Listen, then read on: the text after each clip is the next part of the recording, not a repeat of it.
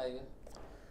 तो आदाब, नमस्कार, गुड इवनिंग, सत श्री अकाल। एक बार फिर आप तमाम लोगों का स्वागत है क्राइम तक की कहानी के इस एपिसोड में। उम्मीद है कि पूरी क्राइम तक की फैमिली अच्छी होगी। आज शनिवार है और रात मुझे लगता है हमारे जैसे आप बहुत सारे लोग होंगे जो जागे होंगे, तो बड़ा अफसोसनाक रहा। लेकिन यह है कि एक लाइन बड़ी अच्छी लगी कि हमने संपर्क टूटा है, संकल्प नहीं टूटा अभी। तो होता है, कई देशों ने ये कोशिश की 10-10 11 बार में की, तो हमारी पहली कोशिश थी और सिर्फ मंजिल से बेहद करीब पहुंचकर मंजिल दूर रह गई। लेकिन हिम्मत नहीं हारनी चाहिए। इसरो के जितने भी साइंटिस्ट हैं, वैज्ञानिक हैं, उनका हौसला बढ़ाने की ज़रूरत है और मुझे पूरी उम्मीद है कि इंशाल्लाह आगे चलकर कामयाबी ज़रूर मिलेगी। तो ये सब ज़िंदगी का हिस्सा है, कामयाबी और नाकामी दोनों एक साथ चलती है। बट अच्छे और बहादुर लोग वही होते हैं जो नाकामी से डरते नहीं, बल्कि उसको चैलेंज के तौर पे लेते हैं और फिर कामयाब होकर दिखाते हैं। तो इसरो ने इससे पहले भी बहुत अच्छे अच्छे काम किए हैं और ज़्यादा मुझे लगता है कि दूर या दिन नहीं है कि जब हमारी ये कोशिश कामयाब होगी और उस चांद के अंदर का जो राज है, रहस्य है, वो हम सब के सामने होगा और ये इसरो के ही साइंटिस्ट करेंगे, आप देखिएगा एक दिन। तो आगे बढ़ते हैं अब। आज की कहानी, सैटरडे का दिन है तो रिकॉर्डेड होती है। आज की कहानी के लिए भी बहुत सारी हमारे पास सिफारिश आई थी, लोगों ने गुजारिश की थी। इस कहानी के बाद फिर मैं जब डिटेल में गया तो मुझे ऐसी ऐसी चीज़ पता चली। क्राइम की दुनिया में अंडरवर्ल्ड, डॉन, बदमाश, ये सब बहुत सारे ऐसे नाम हैं जिनके बारे में आप जानते हैं, हम जानते हैं। लेकिन इस कहानी के जब गहराई में गया तो कई अनोखी चीज़ पता चली। दुनिया का सबसे अमीर डॉन अब तक कौन हुआ है? ये जो कहानी का कैरेक्टर है आज, ये वही शख्स है। फोर्ब्स जो मैगज़ीन आती है, जो दुनिया के हर साल रईसों की लिस्ट बनाती है और बताती है कि दुनिया का सबसे अमीर शख्स कौन है, 1, 2, 3, टॉप 10 कौन है, 100 कौन है। तो मुझे लगता है कि शायद ये इकलौता मामला है कि जब दुनिया के किसी डॉन का नाम फोर्ब्स की मैगज़ीन की लिस्ट में आया हो। 7वां दुनिया का सबसे अमीर आदमी फोर्ब्स मैगज़ीन ने इस डॉन को करार दिया था 1989 में। और उस वक्त इसकी जो संपत्ति, प्रॉपर्टी बताई थी, वो करीब $30 बिलियन थी, $30 बिलियन, जिसको अगर मैं इंडियन रुपीज़ में करूं तो 16 खरब रुपए। अब बहुत सारे ऐसे कन्फ्यूज़न होता है कि लाख, करोड़, अरब, खरब, तो गिनती ही ना आए। तो 16 खरब रुपए, $30 बिलियन का मालिक एक डॉन। और उससे भी इंटरेस्टिंग चीज़ ये कि जाहिर सी बात है ये सारी कमाई जो है वो उसकी ड्रग्स के धंधे से थी। दुनिया का वो कोकीन का सबसे बड़ा किंग माना जाता था, उसे ड्रग्स का लॉर्ड कहा जाता था। एक वक्त ऐसा था जब दुनिया की 80% मुल्कों में उसी के भेजे हुए कोकीन पहुंचते थे, वो सप्लाई करता था। एक एक दिन में वो 15-15 टन कोकीन सप्लाई कर देता था। अब पैसे इतने थे कि पर डे, एक दौर ऐसा भी था कि जब उसकी सिर्फ पर डे, एक दिन में जो उसकी कमाई थी, जानते हैं वो कितनी थी? 400 करोड़ रुपीस, 400 करोड़ रुपए एक दिन में कमाता था। सिर्फ एक दिन में, 24 घंटे के अंदर 400 करोड़ रुपए। बैंक में कभी पैसे नहीं रखता क्योंकि सारे ड्रग्स से आए हुए पैसे 2 नंबर से थे। तो पैसे रखने के लिए उसने कई गोडाउन बना रखे थे। कहते हैं कि उसकी पूरी मिल्कियत, जो पैसे थे, उसका 10%, 10% हर साल सिर्फ चूहे कुतर देते थे उन डॉलर्स को। तो वो जो डॉलर कुतरते थे चूहे, वो करोड़ों डॉलर में उसकी गिनती होती है। तो आप सोचिए। और उसे मालूम है कई बार पानी से भी ख़राब हो जाता था डॉलर, क्योंकि गड्ढे, कई बार ऐसी नौबत भी आई कि गोडाउन पर कम पड़ गए तो गड्ढे खोद खोद के उसमें डॉलर रखे उसने। कहाँ कितने डॉलर होते थे उसे खुद पता नहीं था। ये उस शख्स की कहानी है जो सिर्फ जब ये नोटों की जब गिनती होती थी, दुनिया भर से जो ड्रग्स के आते थे पैसे, तो कहते हैं कि हर महीने सिर्फ उस डॉलर की गड्डियों को बनाने के लिए जो रबर बैंड इस्तेमाल होता था, वो लगभग $1000 के रबर बैंड खरीदा जाता था और उससे उन नोटों की गड्डियों को बांधा जाता था। तो अंदाज़ा लगाइए कि कितने पैसे होंगे। ये उस शख्स की कहानी है जो अपनी छोटी बेटी के साथ एक कहीं गया था ये, और वहाँ ठंड थी, मौसम काफ़ी ठंड था और ठंड जा नहीं रही थी, तो क्या करे, और आसपास में कोई लकड़ी और बाकी चीज़ नहीं थी ऐसी कि जिससे वो आग जला सके। उस वक्त उस ठंड को भगाने के लिए और अपनी बेटी को आग तापने के लिए उसने करीब इंडियन करेंसी में उस दौर में 13 करोड़ डॉलर, 13 करोड़ रुपए इंडियन, वो उसने जला डाले ताकि उस डॉलर्स की जो तपिश से उसकी बेटी को सुकून मिले और ठंड न लगे। तो आप सोचिए कि 13 करोड़ रुपए सिर्फ उसने आग तापने के लिए जला डाले। ये उस शख्स की कहानी है जिसके ऊपर कहा जाता है कि 5 से 6 हज़ार लोगों के कत्ल का इल्ज़ाम है। ये उस शख्स की कहानी है जिसका सिंपल सा एक फंडा था लाइफ में कि या तो रिश्वत लो या जान दो। जिन लोगों ने रिश्वत ली वो बच गए, जिन लोगों ने नहीं ली उनको मार दिया गया। और कहते हैं कि 5 से 6 हज़ार लोगों के कत्ल का गुनहगार था ये उस शख्स की कहानी है जिसके ऊपर एक इलेक्शन के दौरान प्रेसिडेंट के कैंडिडेट को जान से मारने का इल्ज़ाम था। ये उस शख्स की कहानी है जब इसे लगा कि अब बहुत हो गया और हमें कानून के हवाले कर देना चाहिए, तो सरकार को भी इसने ख़रीद लिया और कहा कि मैं जेल जाना चाहता हूँ, लेकिन वो जेल मेरी बनाई हुई होगी, और अपनी ही बनाई हुई जेल में तमाम आराम, आसाइश, सुविधा के साथ ये जब तक मन किया रहा। ये उस शख्स की कहानी है जिसके मुल्क के ऊपर कर्जा था, राष्ट्रीय कर्जा, और ये पॉलिटिक्स में आना चाहता था, और इसने उस वक्त गवर्नमेंट के सामने एक ऑफ़र रखा था कि मैं इस पूरे मुल्क के कर्ज़े को उतार दूंगा, आपको कुछ नहीं करना पड़ेगा, पैसे मैं दूंगा। और जानते हैं उस वक्त कर्ज कितना था? 10 बिलियन डॉलर, करीब 5.4 खरब रुपए। और इस शख्स ने ऑफ़र दिया था गवर्नमेंट को कि ये 5.4 खरब रुपए मैं दूंगा, आप कर्ज उतार लो। ये झलकियाँ हैं।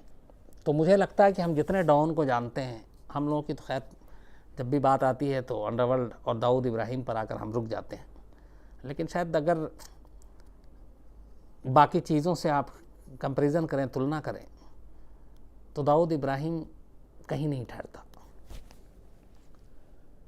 इस शख्स का नाम है, आप में से बहुत सारे लोग जानते भी होंगे, पाब्लो एमिलियो एस्कोबर।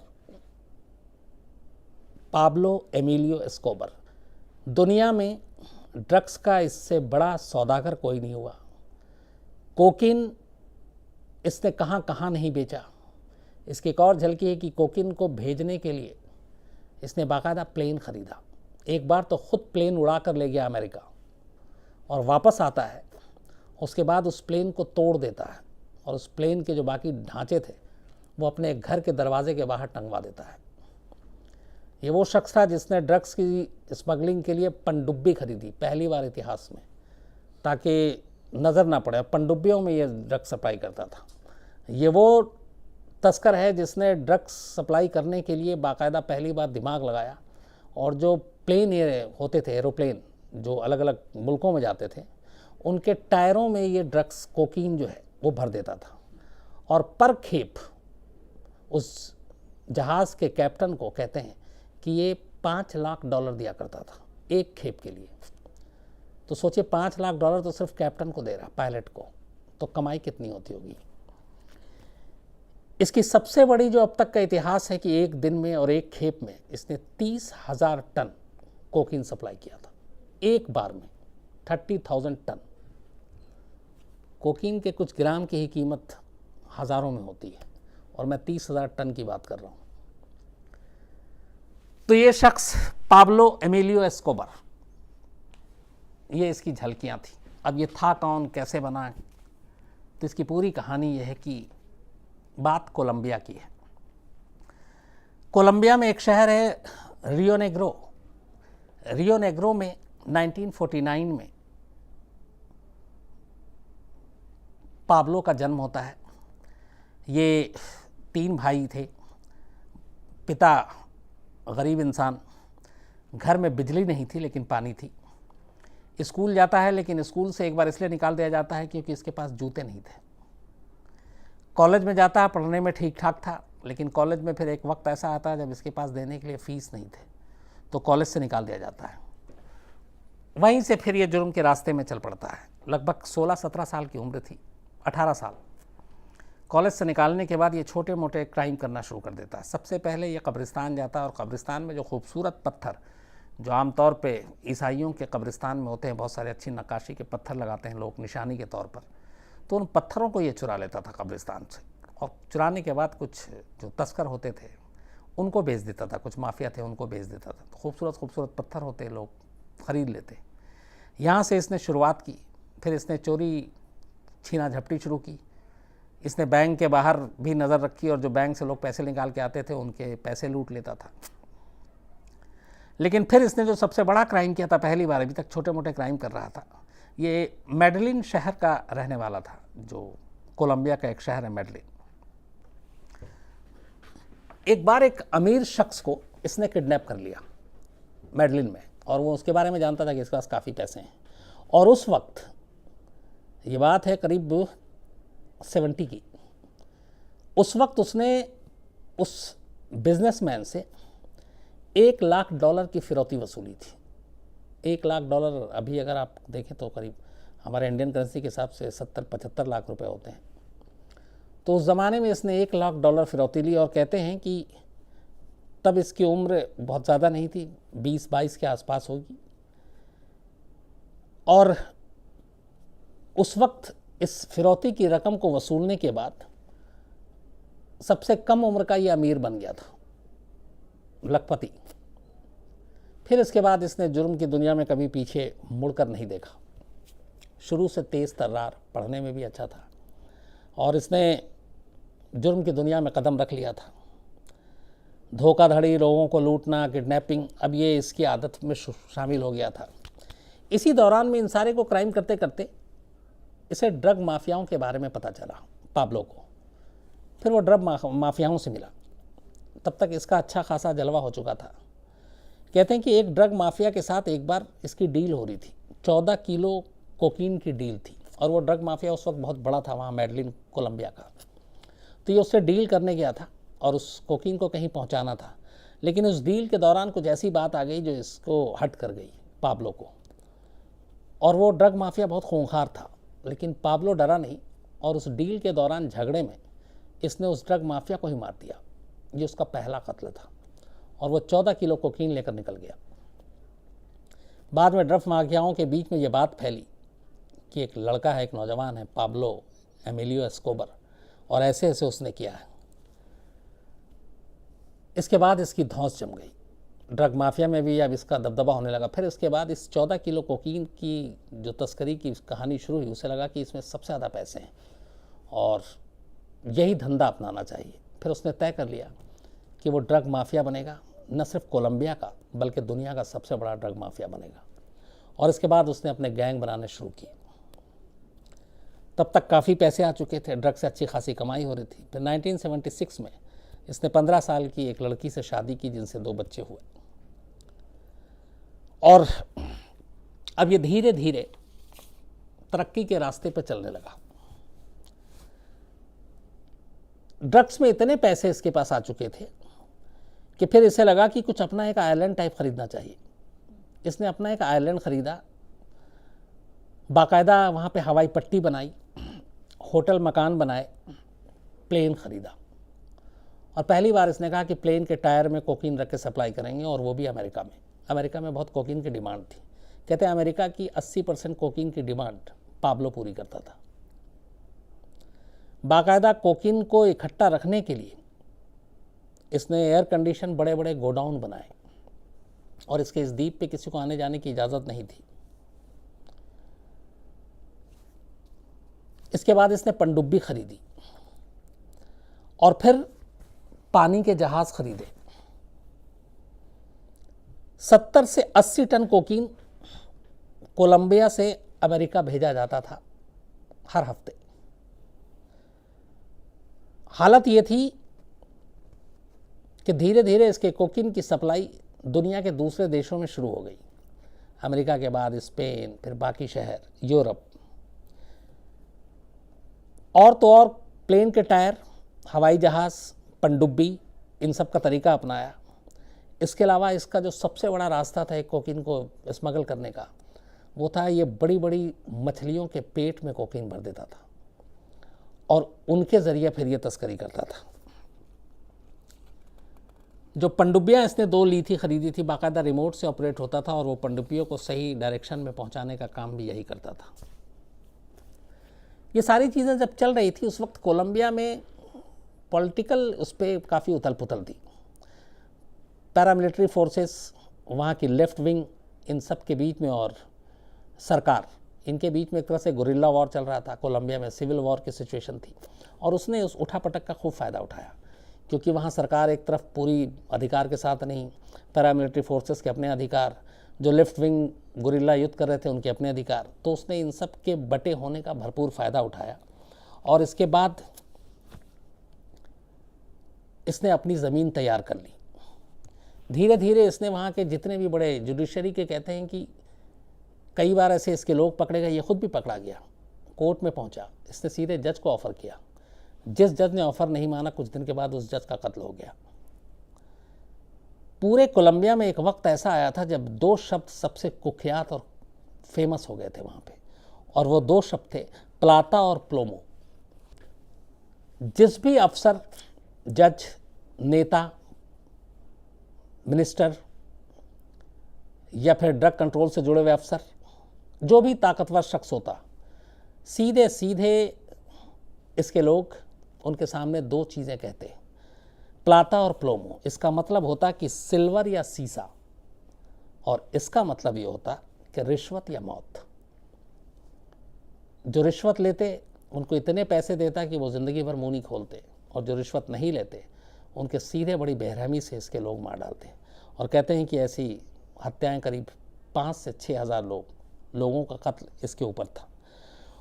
उस ज़माने में कोलंबिया में भी बहुत कत्लेआम जारी था, क्योंकि सिविल वार की एक तरह से हालात थी। धीरे धीरे करके अब जब इसके ड्रग्स की चीज़ें बाहर आने लगी, और उस वक्त अमेरिका में भी अब ये पता चला कि एक पाब्लो है और कोलंबिया से आता है और 80% अमेरिका में कोकीन है, तो अमेरिका ने अब जो है थोड़ा इसके ऊपर शिकंजा कसने की कोशिश की। अब पाब्लो को ये तो मालूम था कि कोलंबिया में उसने हर एक को ख़रीद रखा, जो नहीं ख़रीदा वो ऊपर जा चुके हैं। अमेरिका के बारे में उसे डाउट था कि अमेरिका को या अमेरिकन एजेंसियों को ख़रीदना थोड़ा मुश्किल होगा, तो उनको रिश्वत देना भी मुश्किल होगा। और उस वक्त एक रूल था कि आपको प्रत्यर्पण किया जा सकता है, डिपोर्ट किया जा सकता है अमेरिका, चूँकि कोलंबिया के ऊपर हावी थी अमेरिका। तो अगर वो इसके बारे में कहें तो उसे डर था कि कहीं उसे अमेरिका ना सरकार भेज दे, अमेरिका के दबाव में आकर। तब इसने कहा कि पैसे तो इतने हैं, चलो अब कुछ और करते हैं। इसने फिर कहा कि पॉलिटिकल सिस्टम में शामिल हो जाते हैं, और उसी वक्त इसने ऑफ़र दिया था $10 बिलियन का कि राष्ट्रीय कर्जा माफ़ हो जाएगा, मैं पैसे देता हूँ। तो वो तो खैर एक्सेप्ट हुआ नहीं, क्योंकि इसकी जो इमेज थी, इसका जो कैरेक्टर था, वो जाहिर सी बात है इजाज़त नहीं देता था। लेकिन तब इसने फिर कहा कि चलो पॉलिटिक्स का रास्ता ज्वाइन करते हैं। आमतौर पे ये अपने हिंदुस्तान में भी है, जितने पहले क्रिमिनल बनते हैं, दबंग बनते हैं, उसके बाद कहते हैं चलो नेता बन जाते हैं। उससे क्या होता है कि आपको एक प्रोटेक्शन मिल जाता है। जिन पुलिस वालों से आप बचते हुए भागते हैं, वही पुलिस वाले आपके इर्द गिर्द खड़े होते हैं, वो आपको सुरक्षा देते हैं। तो पाब्लो ने भी फिर कोलंबिया की लिबरल पार्टी है वहाँ पे, वो उसमें शामिल हो गया, और पैसे देकर 1982 में ये कोलंबियाई संसद का जो निचला सदन है, जैसे अपने यहाँ राज्य लोकसभा है, उसका अल्टरनेट मेंबर भी बन गया, और फिर कोलंबिया की लेबर पार्टी में शामिल हो गया। उस वक्त स्पेन में एक सरकार का शपथ समारोह था, और स्पेन में इसका ड्रग्स भी जाता था, और ये कुख्यात था इस ड्रग्स माफिया के तौर पर। लेकिन इस सरकार में शामिल होने, अल्टरनेट मेंबर बनने के बाद कमाल देखिए कि उस स्पेन के सरकारी समारोह में ये बाकायदा कोलंबिया को रिप्रेजेंट करते हुए स्पेन गया, और वहाँ बाकायदा उनके साथ स्टेज पे खड़ा हुआ। एक सबसे बड़ा दुनिया का ड्रग्स माफिया।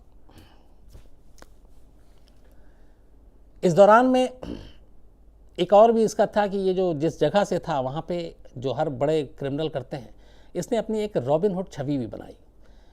गरीबों की मदद करता, ख़ासतौर पे ये जिस शहर से आता था वहाँ के लोगों के लिए इसने मुफ्त में घर बनाए। फुटबॉल का बहुत शौकीन था, इसने फुटबॉल के बड़े बड़े टूर्नामेंट स्पॉन्सर किए, फुटबॉल के कई क्लब इसने ख़रीदे।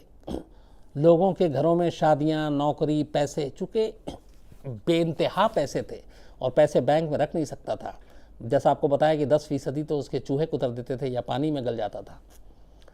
तो ये अंधाधुन अपने शहर के गरीबों को पैसे बांटा करता था और उनकी नज़र में ये एक हीरो था और रॉबिन हुड की छवि थी। धीरे धीरे जब ये पॉलिटिकल इसमें सिस्टम में आया था, लेकिन अमेरिका का भी खौफ था कि कहीं ये चूँकि ड्रग्स का इसका सब कुछ चल रहा था, तब इसने अचानक 1991 में कोलंबियन गवर्नमेंट के साथ बातचीत की और कहते हैं कि एक डील हुई। उनको भी सारे तो ख़रीद लिए जाते थे और इसने कहा कि अब मैं ये सब कुछ छोड़ के सरेंडर करना चाहता हूँ, लेकिन कुछ शर्तें हैं। एक ये कि ये कानून ख़त्म करो कि कोलंबिया का कोई भी शख्स अमेरिका को डिपोर्ट किया जा सकता है। कहते हैं इसके कहने पे इस कानून को भी कोलंबिया की सरकार ने ख़त्म कर दिया कि आप अमेरिका को नहीं सौंप सकते। तो ये इसके लिए सबसे बड़ी एक वो थी चिंता की बात, लेकिन इस कानून को इसने ख़त्म करवा दिया। आप इसकी ताकत का अंदाज़ा लगाइए। फिर इसने कहा सरेंडर करने के बाद कुछ और शर्तें थी। उसमें एक ये थी कि मैं जेल बनाया हूँ उसमें खुद रहूँगा, जो भी आपकी निगरानी है ये। तो ये पहला शख्स था जो अपने ही बनाया में कह रहा था कि मैं जेल में रहूँगा। उस जेल का नाम था ला कैथीड्रल। दुनिया की हर आसाइश, हर ऐशो आराम की चीज़ उस जेल में थी। उसने जेल जाने से पहले कोलंबिया के नए संविधान में बदलाव किया। कोलंबिया के नागरिकों के डिपोर्ट पे, प्रत्यर्पण पे उसने रोक लगाने वाला वो जो कानून था उस पर रोक लगवा दिया। और इसी दौरान में उससे पहले एक प्रेसिडेंट के कैंडिडेट की जान लेने का इस पर इल्ज़ाम था। उसी के बाद इसने सरेंडर किया था। लेकिन जेल जाना एक धोखा था। जेल के अंदर से जाहिर सी बात है जो अपनी मर्ज़ी से जेल जा रहा है, सब कुछ धंधा इसका वैसे ही चल रहा था। और इसके जेल के अंदर से रहते हुए भी धंधा चलने की कुछ चीज़ें लीक हो गई। वहाँ पे उस वक्त हालत ये थी कि मीडिया में भी अगर कोई खबर आती थी तो उस मीडिया के भी बहुत सारे लोगों को इसने निपटा डाला था। तो कुछ लोग थे जिन्होंने फिर ये दी, तो सरकार के ऊपर प्रेशर आया फिर लोगों में कि आप किस तरीके से कितने बड़े ड्रग लॉर्ड को, जिसकी फोर्ब्स पत्रिका में दुनिया का सबसे 7वां अमीर शख्स जिसको करार दिया गया, तो सरकार पूरी बिक गई है। तो सरकार को भी अपनी थोड़ी सी शर्म बचानी थी। तो सरकार ने फिर कुछ कहा कि चलो इसको करते हैं, सख्ती करते हैं। और उस वक्त कोलंबिया की हालत भी ऐसी थी कि उसको मर्डर कैपिटल कहा जाने लगा था। कहते हैं कि 1992 में अकेले कोलंबिया में करीब 27,000 लोगों की मौत हुई थी, यानी पर डे 74 मौत, और ये सारे सिविल वॉर के चक्कर में। तो फिर कोलंबिया सरकार और अमेरिका का लगातार दबाव था। इसके बाद फिर कोलंबिया सरकार तय होती है कि पाब्लो की कहानी ख़त्म करनी चाहिए, क्योंकि फिर ऐसा ना हो कि सरकार भी गिरा दे और सरकार भी ये खुद बना दे। तो ये भी एक ख़तरा था। पॉलिटिशियन हर तरह से सोचते हैं। तो इसके इतना कद बढ़ चुका था, इसकी कहानियाँ इतनी हो चुकी थी, 5 से 6 हज़ार लोगों के कत्ल की कहानियाँ थी वहाँ। जो भी इसकी बात ना मानता उसको मतलब जज तक को मार डालता। तो आखिर में फिर अमेरिका के दबाव में आकर कोलंबिया की सरकार ने 1992 में फ़ैसला किया कि पाब्लो का किस्सा ख़त्म करना है, और इसके लिए बाकायदा एक वहाँ की स्पेशल टीम बनाई गई इसको असैसिनेट करने के लिए, और उस टीम का नाम रखा था सर्च ब्लॉक। सर्च ब्लॉक का काम ही था कि पाब्लो और उसके गैंग का खात्मा।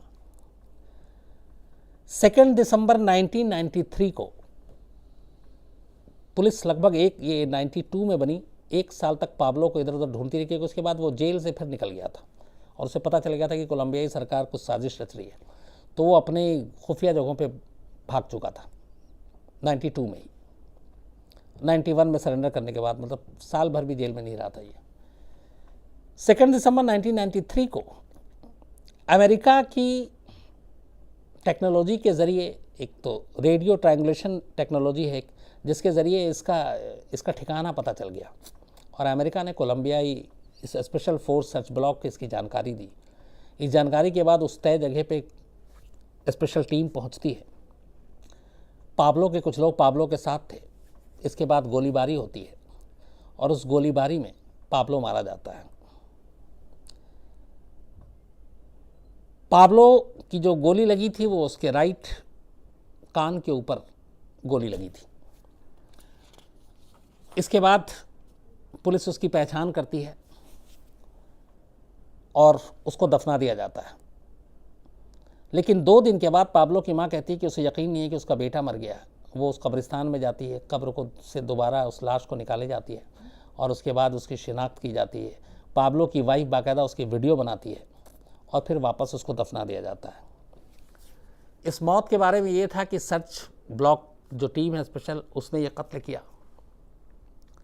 लेकिन जो पाब्लो की फैमिली है, उनका कहना है कि पुलिस की गोली से पाब्लो नहीं मरा। पाब्लो हमेशा ये कहता था कि जब भी कोई ऐसा मौका आएगा, ऐसा सिचुएशन आएगा जिसमें मैं घिरा हुआ पाऊंगा खुद को, तो मैं पुलिस या किसी और एजेंसी की गोली से मरने से बेहतर ये होगा कि मैं अपने आप को गोली मारूं।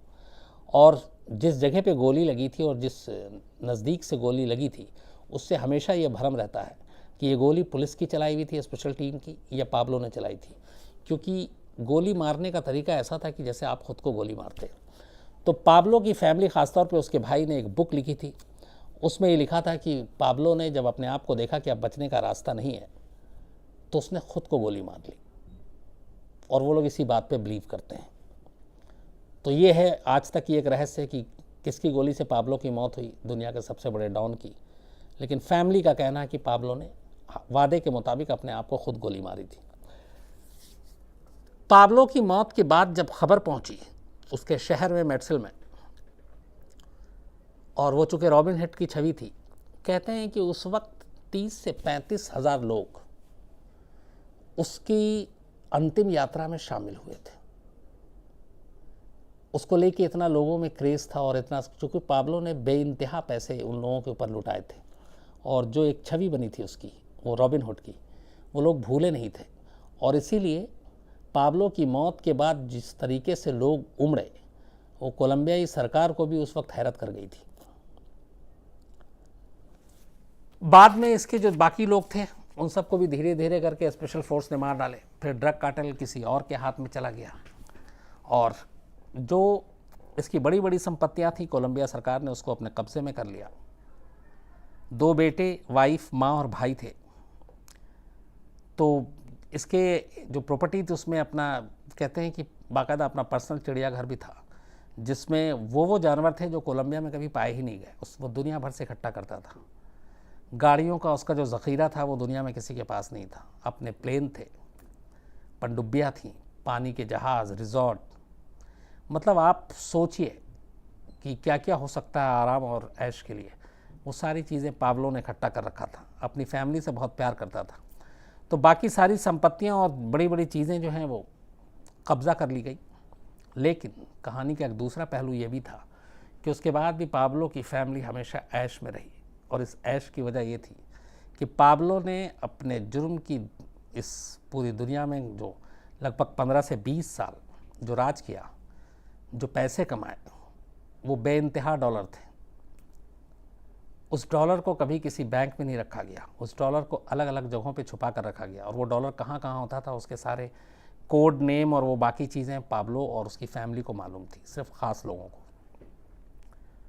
तो सरकार ने वो दिखाई दी जाने वाली हर बड़ी चीज़ तो कब्ज़े में ले ली, लेकिन जो दिखाई नहीं दी, जो छुपा कर रखी गई, उस तक सरकार कभी नहीं पहुंची। और कहते हैं कि किस्तों में पाब्लो की फैमिली उन चीज़ों को निकाल कर उसके जाने के बाद भी वैसी ही ऐश और आराम की ज़िंदगी गुजार रही थी, क्योंकि उनके पास अरबों डॉलर थे, और शायद आज भी हो। तो ये कहानी थी दुनिया के सबसे बड़े डॉन पाब्लो की, शायद इकलौता डॉन जिसको फोर्ब्स मैगजीन ने दुनिया के 7वें सबसे रईस इंसान के शख्स के तौर पर 1989 में पेश किया था, जिसकी कमाई का 10% हिस्सा तो सिर्फ चूहा कुतर दिया करते थे। अब ये सारी चीज़ें आप लोग सोचिए और फिर इमेजिन कीजिए कि क्या ज़िंदगी होगी उसकी। लेकिन वही है कि हर बुराई का अंत बुरा होता है। तो ये सारी दौलत, ये सारी लिस्ट, ये शोहरत, ये रईसी, ये पावर, सब कुछ यहीं ख़त्म हो गया। और आखिर में पाब्लो, चाहे वो पुलिस की गोली से हो या अपनी गोली से, मौत ही उसका मुकद्दर बनी। तो ये कहानी थी। लेकिन इस कहानी को ख़त्म करूँ उससे पहले एक वादा करके आया था मैं, एक मेल आया था कुछ, बाकी हम लोगों के मेल के ऊपर मैं मंडे को बात करूँगा। हमारे पुणे के एक नन्हे क्राइम तक फैमिली के मेंबर हैं आधीश। कल संडे है, चूँकि कल छुट्टी है तो कल लाइव भी नहीं होता है, रिकॉर्डेड भी नहीं होता है। तो आधीश का बर्थडे है 8 सितंबर को। तो हैप्पी बर्थडे आधीश, हमेशा आप अच्छे रहो, खुश रहो और सेहतमंद रहो, बड़े होकर माँ बाप का नाम रोशन करो, यही दुआ है पूरी क्राइम तक फैमिली की तरफ से। अब आपसे मुलाकात होगी मंडे को किसी नई कहानी के साथ।